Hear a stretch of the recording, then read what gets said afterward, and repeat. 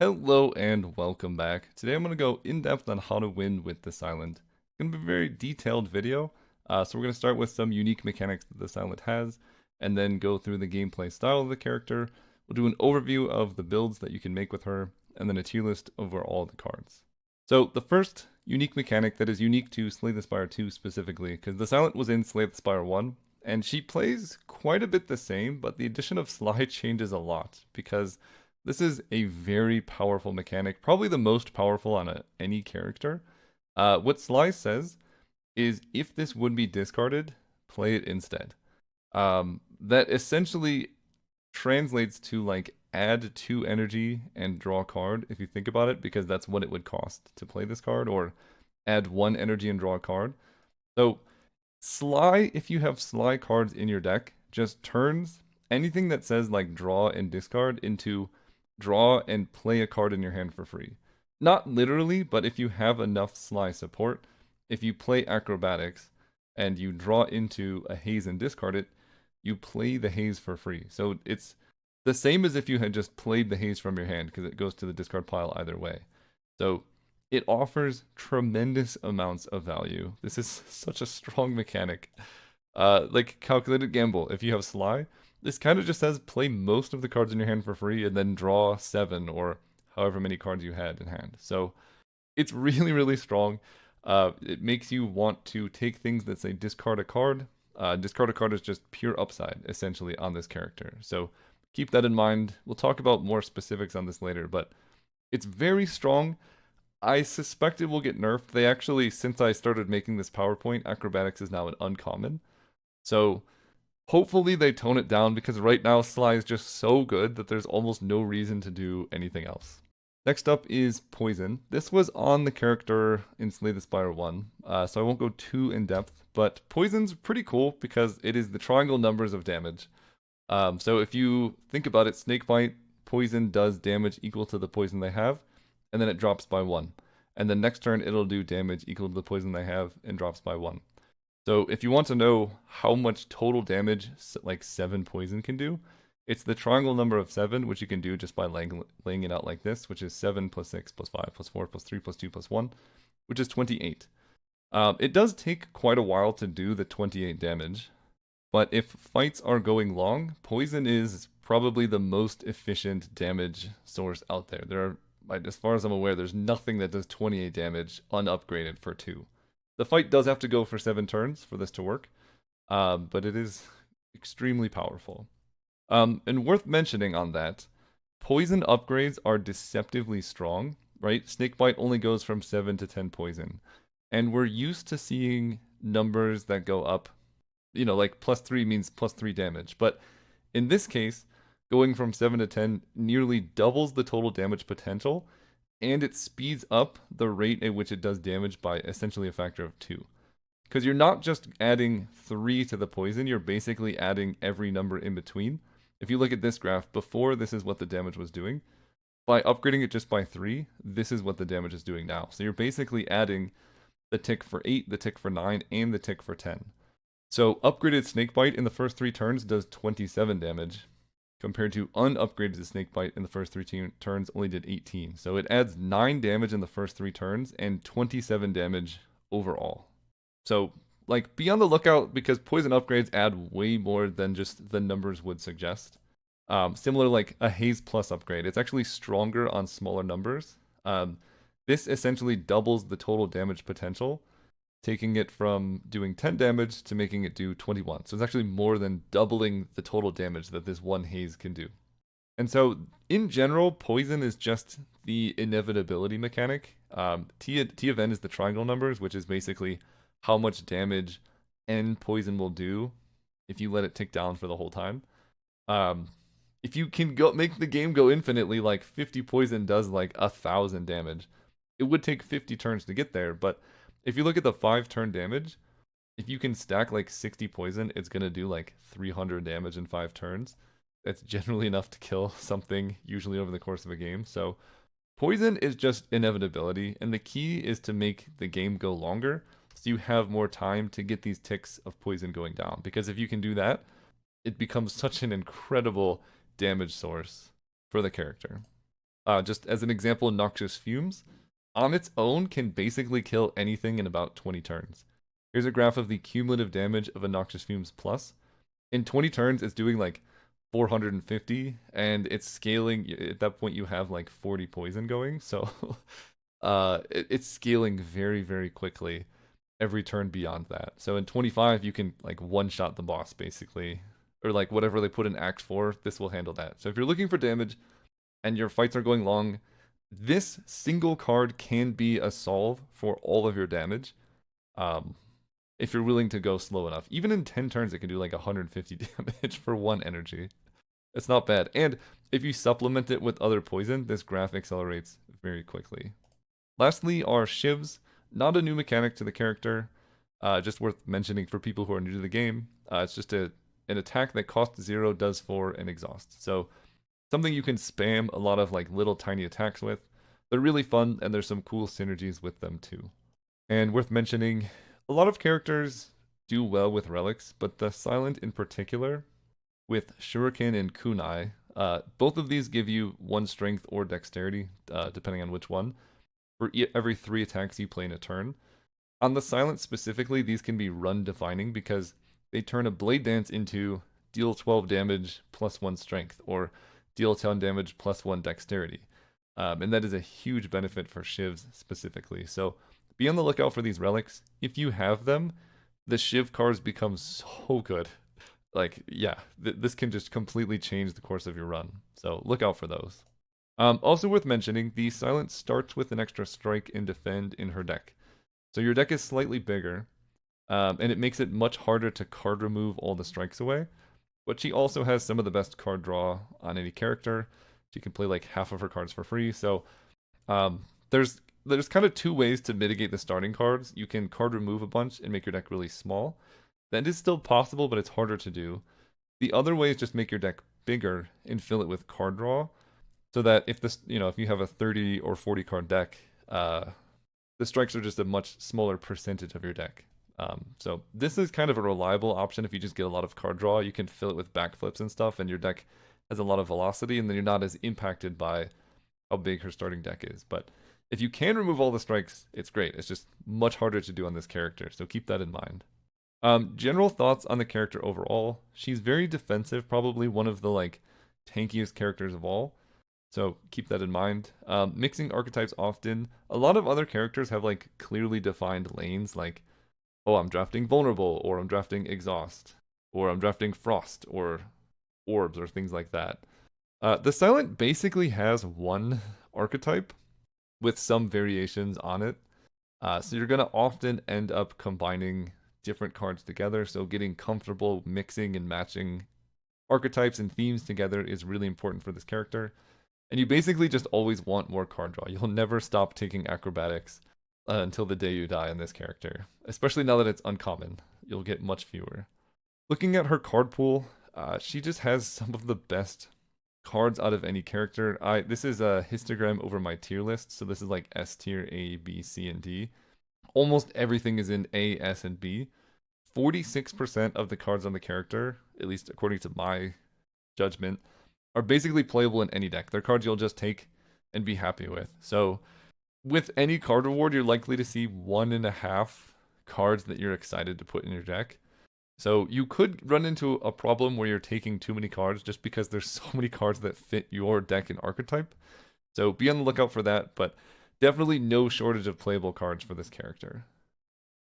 So let's go in specific, what cards you should be taking early and what cards you should be taking late. The Silent starts with a very defensive deck. So one of the most important things, depending on what act you're in, but in general, is getting some early damage so you can actually kill the enemies. Because the Silent can block forever. She starts with weak and a big block card in her deck, but her damage is just strikes. That's not very good. So taking early damage should be a high priority. There are some cards that are grayed out.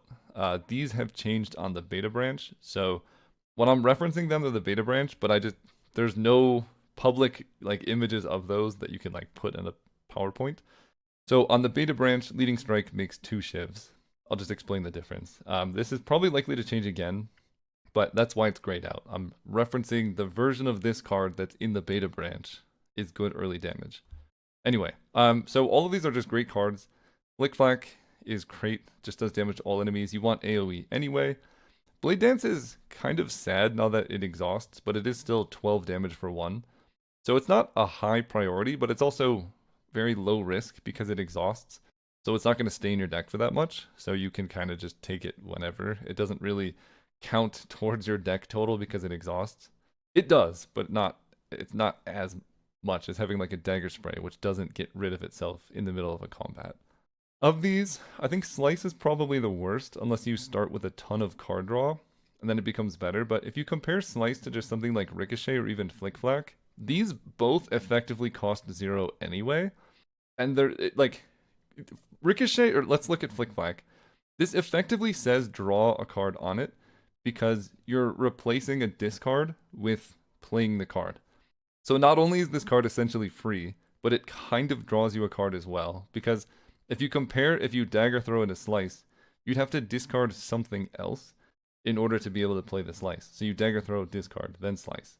If you just have Flick Flack, you just discard this. So because you essentially have like these 0 mana, draw a card, free cards, Slice becomes so much lower value because you could just do 12 damage and draw a card for 0 instead of just 6 damage.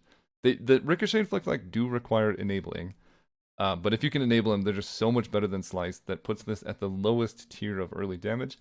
There are some decks that need it. I have played it. It's just the worst. I think Snakebite's fine. As we saw in the calculation, it's like 28 damage worth of stuff. So if you have a really defensive deck, or just generally in the underdogs, I take Snakebites pretty highly because they're good against almost every enemy in that. And then seems like Poison Stab, Deadly Poison. Mediocre Poison is still decent damage if you can stack it up. Poison goes well with Poison. So these are the cards I would look for early. In terms of the ones that you're most excited about, it would be these because these scale well into the long term. Leading Strike again just gives 2 shivs. So this is kind of just like a permanent Blade Dance, which is why it's nice because this opens you up into the Shivs archetype more than Blade Dance does because you only play this once. And then Dagger Throw is really great to take early because it opens up your 0 energy, draw card, free Slice synergies that are just so broken. So I'm probably the most excited to take a Dagger Throw early out of any of these.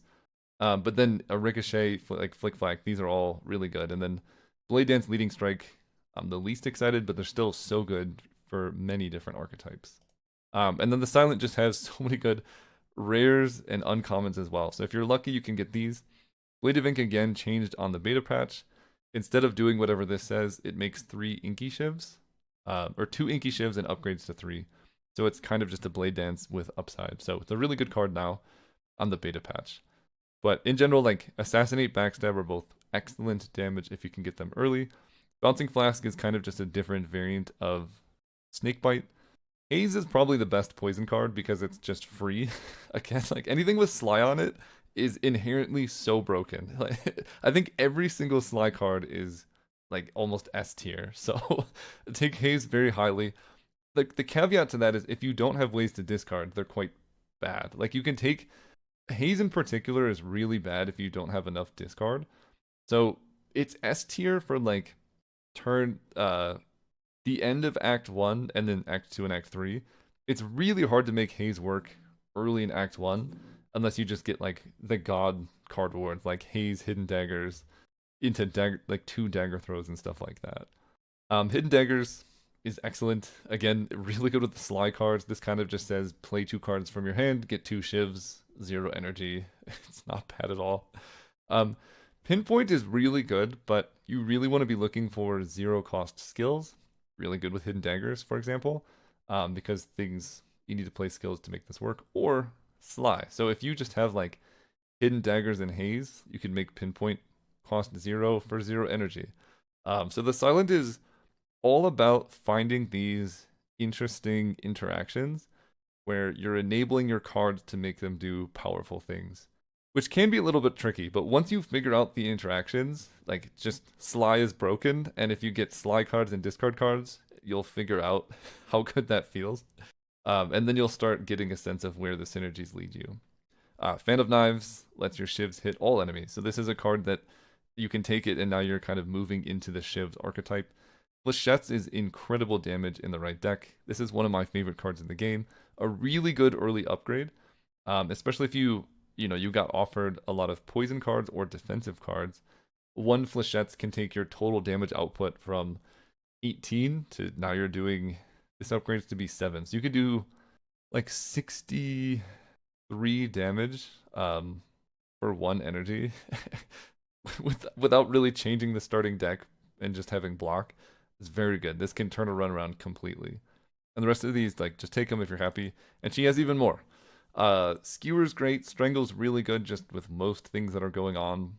She has a lot of shivs, cheap cards. You're playing multiple cards per turn. Serpent Form is one of my favorite cards ever. This is incredible damage, especially if you get it early. It's expensive to play, but if you can get it into play, it kind of just solves every fight. So, especially early, you're going to spend some health on fights, but then you're going to win the fight and then just lose some health early. And then you can build into it so that you don't have to take that damage anymore because you have a lot of zero cost block cards, some ways to get energy, and things like that. Up My Sleeve is probably the best Shiv card because this eventually costs 0. This is kind of just what Blade Dance used to be. I don't know why they have both of them, but this is the better one by far.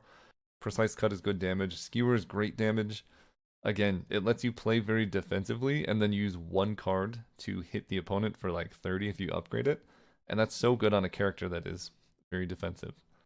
These are the best kind of long-term lucky damage cards. Like if you get these early, you pretty much just take them and they help you navigate into a build in all their own unique ways. Except for Assassinate, it's just because she starts with 7 cards every turn, the 10 damage, 1 vulnerable exhaust just makes your turn 1s really powerful. If you're attacking, Assassinate is just very good.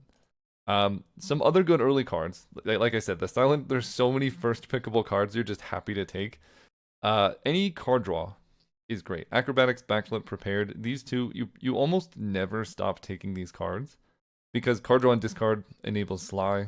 Untouchable is so much better than it looks because again, this is basically a 0 energy block. It's been nerfed to block for 6 and it's still like one of the best cards ever made. It might, only block for 4. We'll see. So if you're playing on the main branch and this still is blocking for 9, just go for it. It's so strong. Because again, you can prepare it into it, and then you just basically spent 0 energy to block for 9, and didn't even really spend a card. It's so good. And then Piercing Wail's nice. There's a lot of multi-hit enemies and multi-enemy combats, so I'm almost never mad to have the first like 2 or 3 Piercing Wails. More than that, it can get redundant, but it self-exhausts, so again, it's kind of hard to have too many of these. But if you're taking it instead of early damage, you can get into trouble. These are some other, like, goes in any archetype auto-pick cards. So if you see these early, be pretty happy about them. Malaise is probably the most situational, but it's still so good. But like Adrenaline, Afterimage, Gamble, Footwork, Tools of the Trade, Well-Laid Plans, Leg Sweep, Shadow Meld, you kind of just play these in every deck. Because the Silent, most of her decks are the same. Because they're just all play a bunch of cards with different variants on how you're doing damage. But yeah, if you get any of these, it just makes your deck better. Like, you're really never turning down Adrenaline.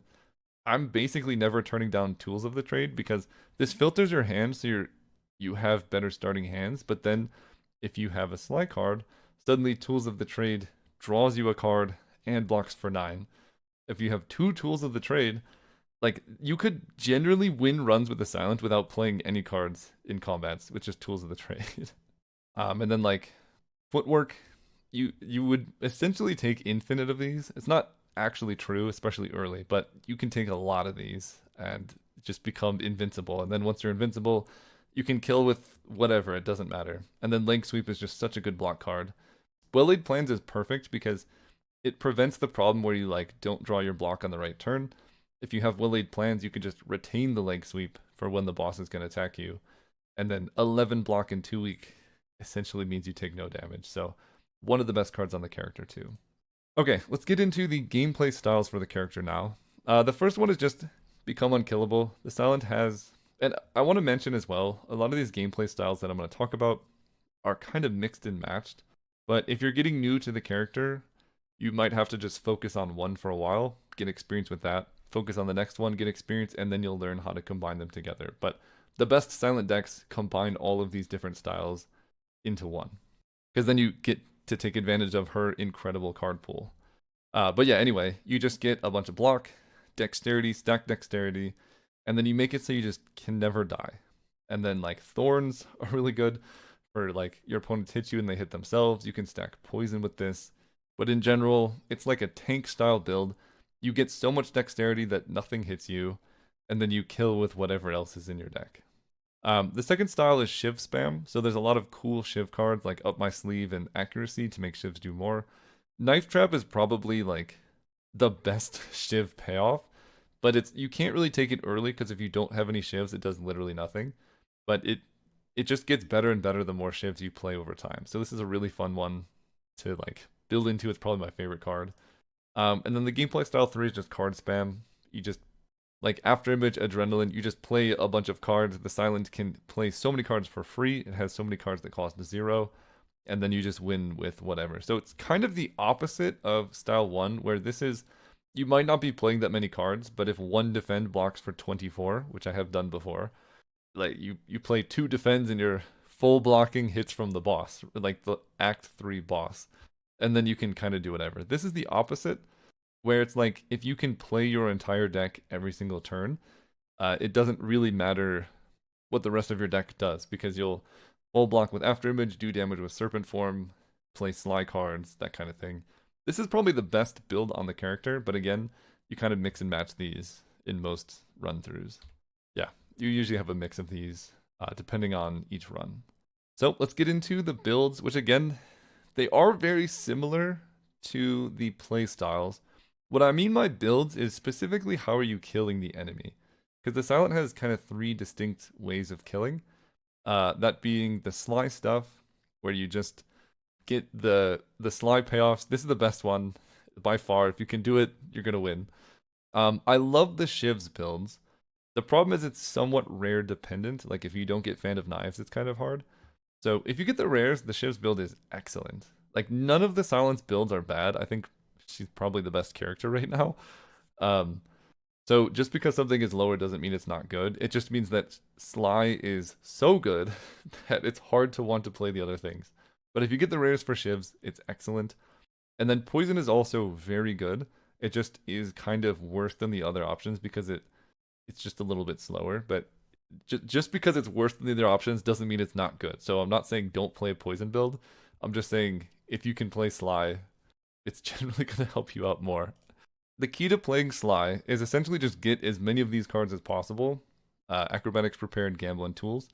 Specifically, if you can upgrade Prepared, it gets twice as good because then it's draw 2, discard 2. So upgraded Prepared in particular is what we're looking at, because single Prepared isn't as powerful. But yeah, you just take a ton of these. I've had runs with 3 Tools of the Trade, and that Tools of the Trade on its own kind of solves your Sly enablers because you have a discard every turn. So if you have a Sly card in hand, you could just play it for free every single turn. So this one's the best by far, but these are also excellent. Like I would take infinite numbers of these. And then as kind of plan B or just other cards, Hidden Daggers is such a good enabler for Sly. You get 2 discards, 2 card plays, good with the Shivs archetype too. So this is how you start like merging archetypes, as Hidden Daggers gives you Shivs, and then you can get Shiv payoffs and that thing. Well-Laid Plans lets you retain cards. So especially early on, you can like retain your discard cards until you find the Sly cards, or retain your Sly cards until you find the discard cards.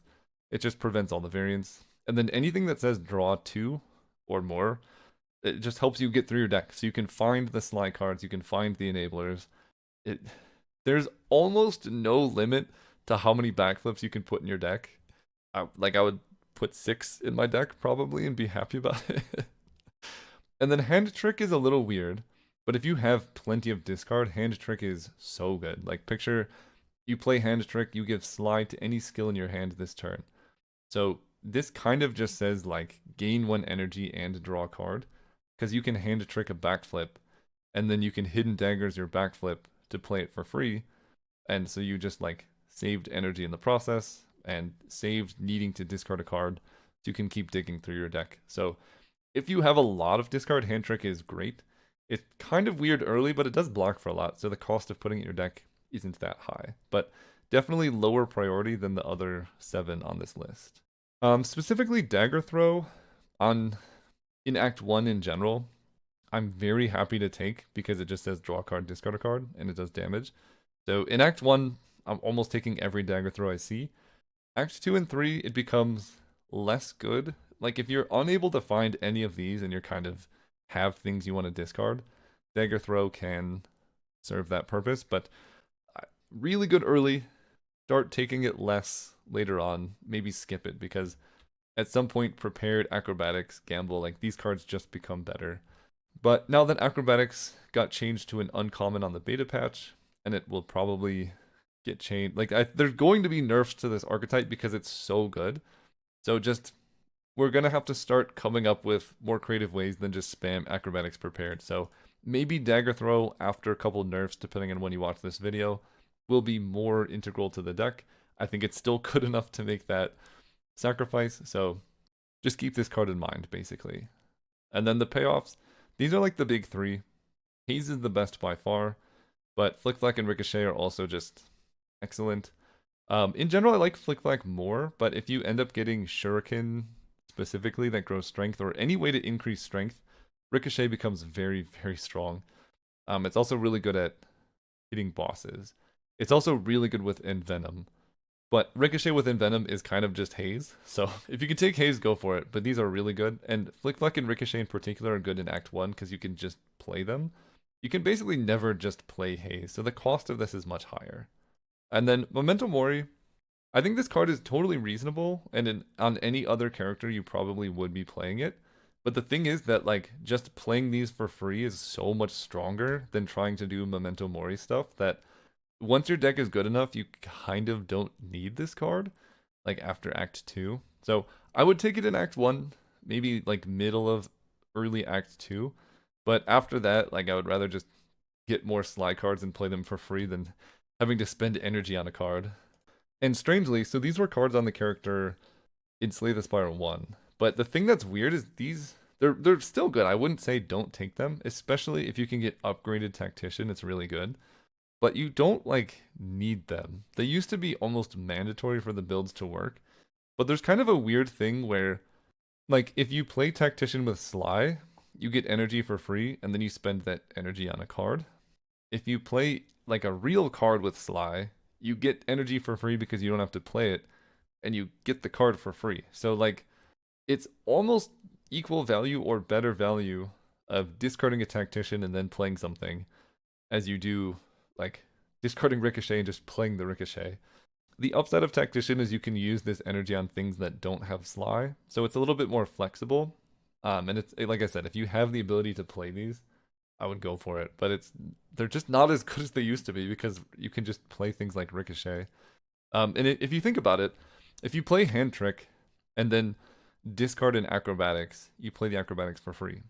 That's just better than discarding a Tactician, using that energy to play the Acrobatics, because this takes 2 cards. This only takes 1 card, essentially.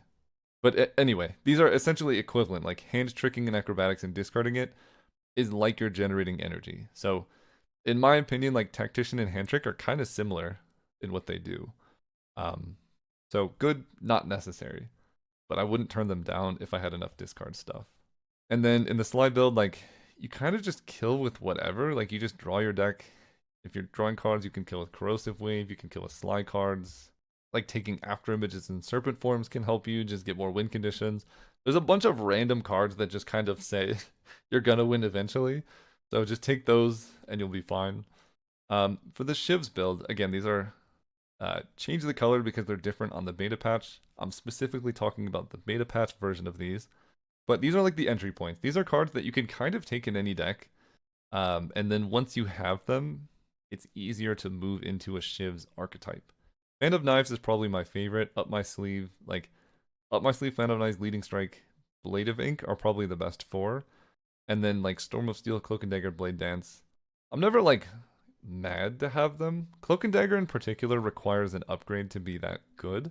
So I wouldn't take a ton of unupgraded Cloak and Daggers, but if you get an upgraded one or you can't upgrade one, that's a good way to get into a Shivs build as well. Once you're there, then you can start taking payoffs, and these 4 are sort of the best payoffs. So it's pretty tough. I would take Serpent Form before the payoffs, but like Accuracy, Knife Trap, you kind of need Shivs before you can take these, otherwise they just don't do anything.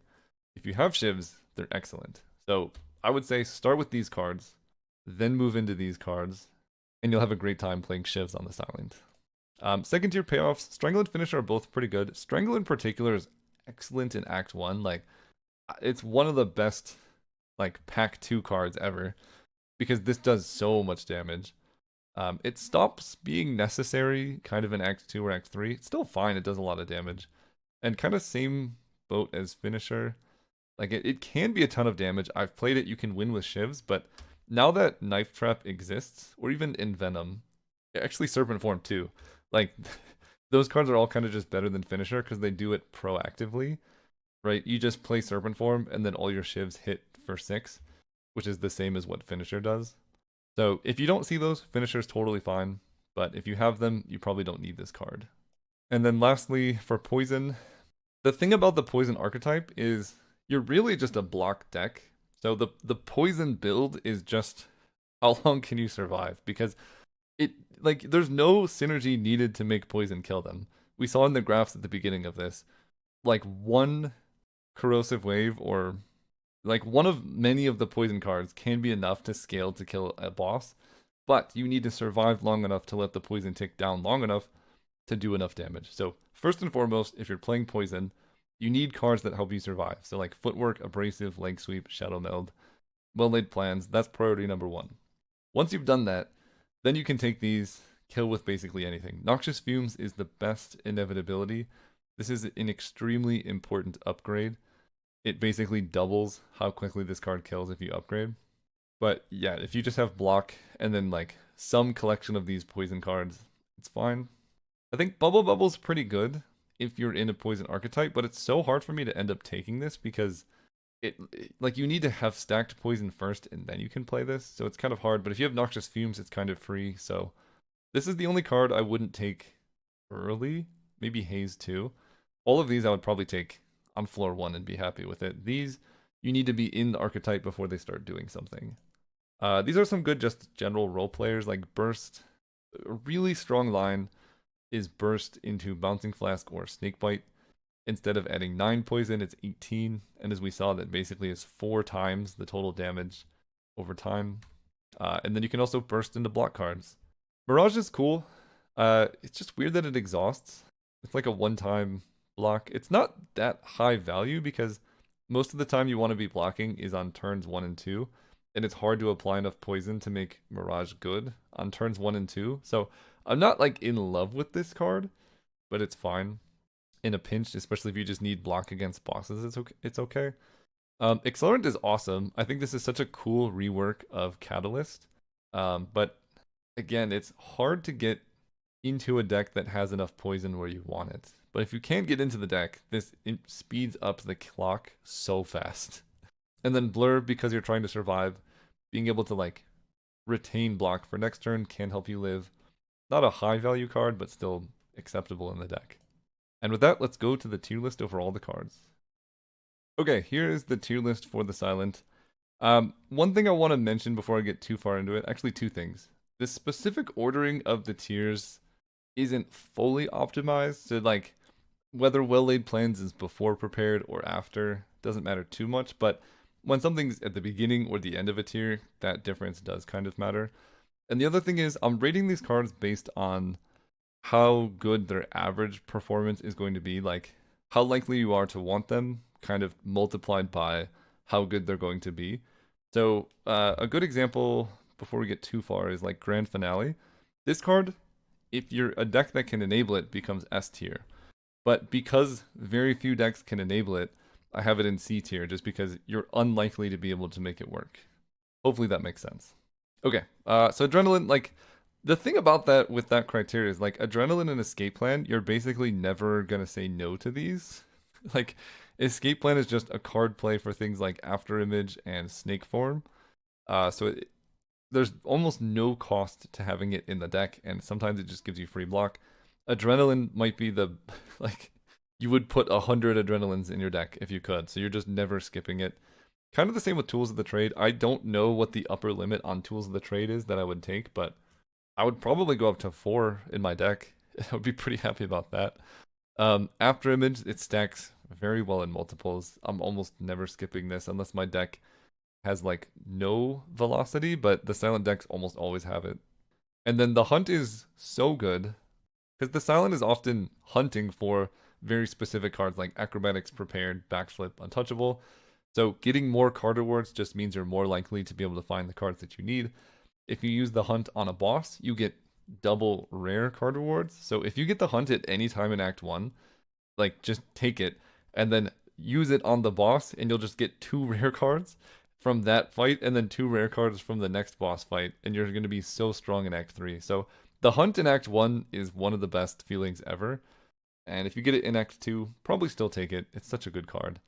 I talked a lot about well-laid plans, acrobatics prepared, but just S tier stuff. Like anything involved in the Sly build is great. Up My Sleeve is an S because it's like the best Shivs enabler card.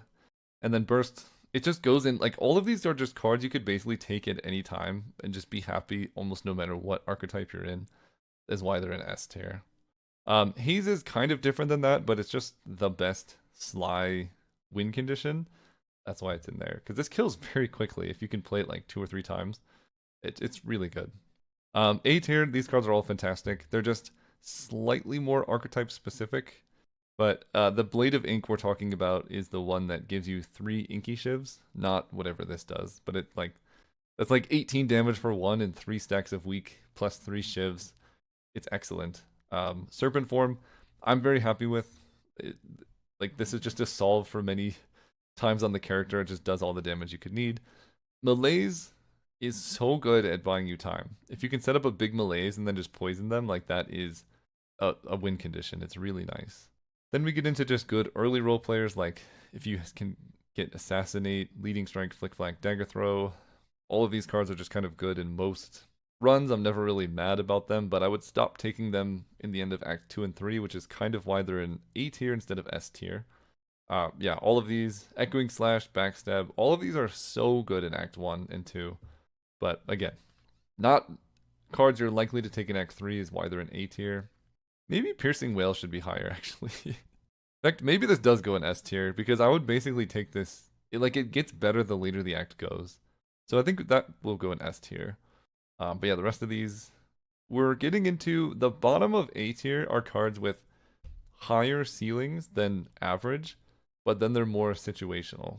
Like, I think Corrosive Wave, Accelerant, Murder, Reflex, Tactician, Abrasive. All of these cards are cards you're more excited to take late, but you can't really take them early. Like Accelerant, if you pick this early, it's going to do nothing for so long. That's why they're more in the bottom of A tier, just because the number of times you're going to see them in a pack and take them is lower than some of these cards up here. And that kind of gets into B tier as well. Like high B tier are even narrower cards that are just excellent. Like Knife Trap in the right deck, this is the card I'm most excited to open. And Venom is kind of like Knife Trap, where if you're playing a lot of Shivs, Venom becomes very good. Or if you have multi-hit attacks, this can just give you a win condition. But if you don't have Shivs or multi-hit attacks, like you're not playing these cards. Same with Memento Mori, tracking, like all of these powers are great, but situational. And then like Skewer, Dash, Predator, kind of all in B tier because they're just a little bit clunkier than these. If this was just Act 1, Dash would be in A tier, but it's a card you're only taking in like the first 10 card rewards, and after that, probably not picking it up. And Deflect is kind of the opposite. You don't usually take it early, but it gets so much better later on. So kind of interesting there. Same with like Dodge and Roll, Anticipate. All very fine cards. Bullet Time's cool. It has a really interesting interaction with Nightmare. From what I've been told, that in Slay the Spire 1, if you used Bullet Time and Nightmare, the cards you Nightmared, because they would cost 0, wouldn't show up as 0 cost the following turn. But I think in this game, they do. If you can Bullet Time your hand, Nightmare is free, and then you can Nightmare something else for free. And I believe, from what I've been told and what I've seen, those copies will be free the following turn. So that's like a fun little interaction that's very hard to make work, but if you can, it's cool. Yeah, then we get into like the low grade, like Dagger Spray. If you need AoE, it's great, but it feels goofy to take a Dagger Spray when Flick Flack exists, because this is a card you could just play for free that is 1 damage less, but otherwise you can just spend 1 energy to play this and do 7 to all. I don't know. It feels goofy to have Dagger Spray in here when Flick Flack exists. Shadow Step, I think this is bad. The Silent used to have a card like this in Slay the Spire 1 that just said next turn attacks deal double damage, and it was mediocre at best. This one, I almost think the discard your hand is meant to be an upside, but the problem is, kind of the best way to set up this effect is with well-laid plans, because then you can retain your best damage and then play Shadow Step and try and do damage next turn. But the problem is, discarding your hand stops that from being possible. So I don't like this card. I maybe it just goes in C tier. It's probably good. I just haven't made it work, and it's still kind of new in the game. So if I'm wrong, tell me in the comments. I'm okay with that. C tier is kind of the situational cards where the payoff isn't that great. Like Expertise, I would love this card to exist. I would have this in S tier if Concentrate was still in the game. But the problem is really I just end up with a full hand of cards most of the time on the Silent, so it's very hard to make Expertise work. But if you end up with a lot of Hidden Daggers and Prepareds, then I would really rate this much higher. But the problem is, if you have a lot of these, your deck's already good. So Expertise is just a card that makes good decks better. And those aren't the most interesting cards. The interesting cards are the cards that make bad decks good. And this is not that. And that's kind of the true for most of these. Speedster has some potential. I don't have too much experience with this, but it's kind of, again, like, if you can draw enough cards reliably to make Speedster good, you're probably able to win doing other things. It's fine. Maybe this is high C tier. Actually, I'm putting it low B tier, because this can make an archetype work. Same with Outbreak. It's fine, but it's just so rare that you're able to apply poison enough. As far as I'm aware, this does work on multi-enemies, so if you have in Noxious Fumes, then Outbreak can do damage to enemies, but just play the Noxious Fumes and block, you'll be fine. And then D tier cards I'm just never really happy to play. In fact, Infinite Blades will be bottom D tier. It's just so slow. Like, if you play Infinite Blades, you get 1 Shiv per turn. Compare that to Blade Dance. Where's Blade Dance? This gives you 3 Shivs for 1. So in order to make Infinite Blades worth it, you have to play this, wait 3 whole turns afterwards, and it becomes about as good as a Blade Dance. It's so bad. I don't even know why this card is here. It has some synergy with Phantom Blades, but Phantom Blades is just okay. So I don't know, I wouldn't play these. And then Sucker Punch is kind of sad because if you just compare it to Leg Sweep, really, Sucker Punch is an attack that gives weak, whereas Leg Sweep is a card that blocks and gives weak. Silent already has basically a 0 energy version of this in her starting deck. I would take it in a pinch, but I've almost never played it in like thousands of hours of Slay the Spire 1. Haven't really found a need to take it here, so it's in bottom of D. And then these two, I don't really know how to rate. Wraith Form feels a lot less necessary in this game than it did in Slay the Spire 1, but maybe just because we don't have the heart yet. And then Suppress again is fine, but the opportunity cost of taking these is so high that I've never ended up taking them. So that's the tier list. I will go through slowly. You can see what all the tiers are if you like showed up at the end or you just want to look at what cards I have. There's A tier. Let's go to B tier. And then the very small C and D tier. Thanks so much for watching. If you like this, consider subscribing, and I'll see you next time.